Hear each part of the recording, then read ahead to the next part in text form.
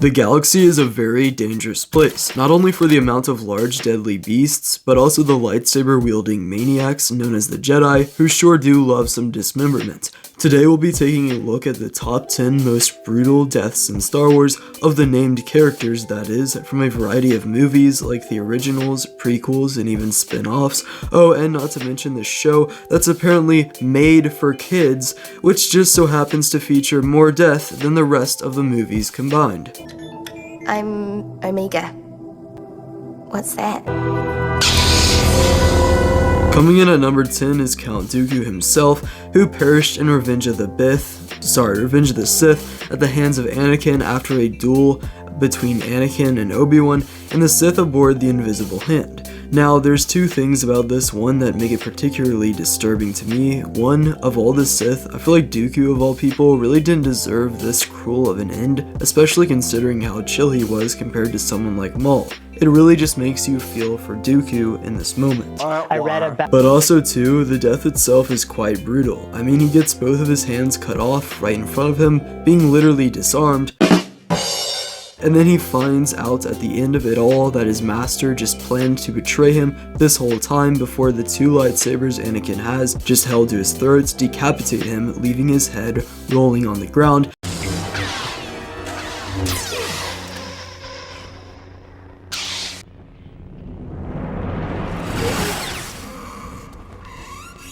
At number 9 is Han Solo.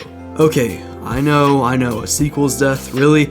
Well, I honestly don't feel that bad, considering this is a really well done scene in my opinion. So to all the mindless comments saying this random 5-second clip has more emotion than the entire sequel trilogy, you're wrong because this scene slaps. Anyway, what gets me about this is that while yes, we've seen a simple lightsaber stab to the stomach many times before, in fact, too many times under Disney if you ask me, the fact is that after this, Han falls off the platform into this pit for who knows how many hundreds of feet, which makes this a very rough death considering we didn't get to see Han in his final moments, and he surely met an excruciating end below. He disappears into the dust, but we don't really see his final release, which I just feel like is kind of messed up for such a nice guy as him.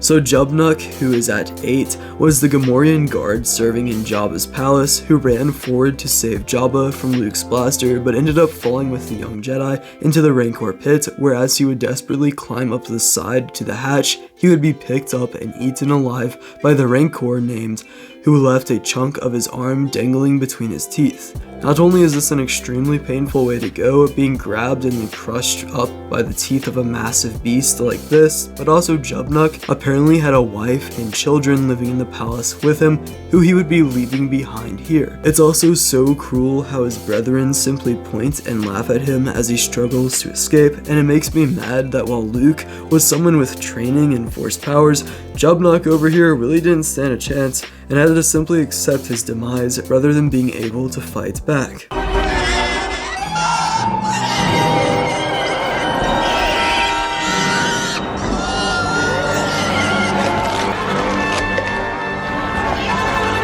So as you can see, for 7th is Adi-Gallia, who as we see here was fighting alongside Obi-Wan Kenobi on the planet Florum after Maul had garnered some pirate followers, and after the fight would split up to just Obi-Wan versus Maul and Savage versus Adi-Gallia. She would put up a decent fight against Savage until at one point attempting to knock him down with a kick to the leg with no success, leading to her soon after being thrown against a wall with the Force, and then Savage Opress would charge up, headbutting her into her stomach, impaling her with his crown of spikes before she would collapse and he would stab down with his lightsaber. I feel like not only should this be included to bring light to Savage, who has some very savage kills in the Clone Wars, but also because being stabbed in the stomach like that would surely be a very painful way to go.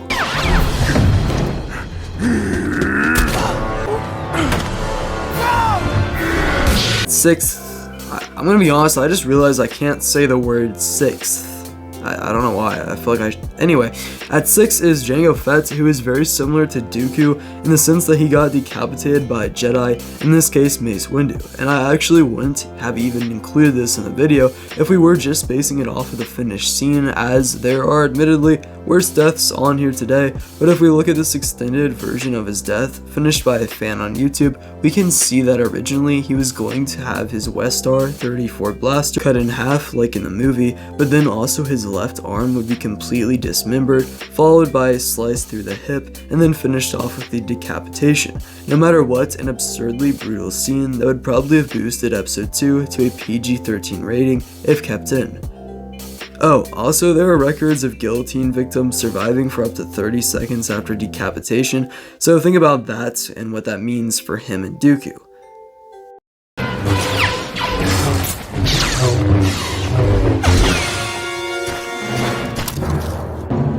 Switching over to Rogue One, for number 5 we have director Orson Krennic, who after confronting Jyn Erso on the deck near the top of the Citadel Tower on Scarif, he would be shot in the shoulder by Captain Cassian Andor, causing him to fall over incapacitated until when Grand Moff Tarkin would order the Death Star to be fired on the Imperial Center of Military Research on Scarif, which unfortunately gave Krennic the chance to look up at the superweapon entering the upper atmosphere of the planet, pointing directly at him until he would surely witness the beam come down and plow through the tower all around him. Technically, pain-wise, this death isn't all that bad. I mean, it would be over in an instant. The fact that Krennic had to look up at his own creation about to kill him, and that he was killed by his competitive co-worker Tarkin, is all pretty deep stuff if you ask me.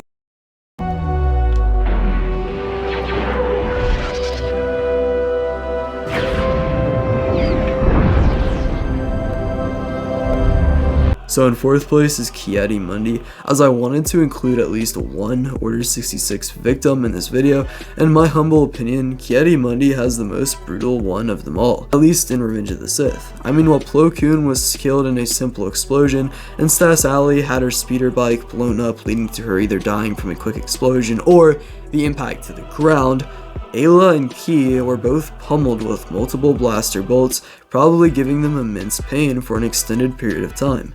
However, while Ayla Secura was turned around and basically didn't know what was happening to her, Ki-adi-mundi looked his clone commander dead in his visor and even attempted to block some of the attacks, but was overwhelmed and shot to death anyway. Just a really tragic way to go for this character that I believe he kind of gets too much hate anyway, and I know there's some people that look at this and laugh because, you know, they hate Ki-adi-mundi, but I feel like it's always been pretty tragic, just the look of betrayal in his eyes right before he dies.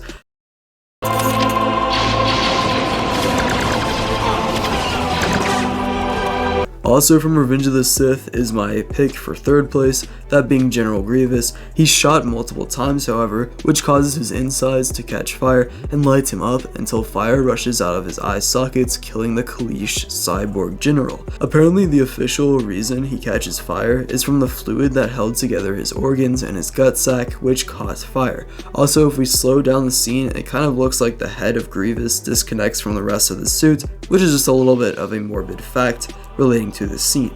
Then again, not as bad as it was going to be at one point.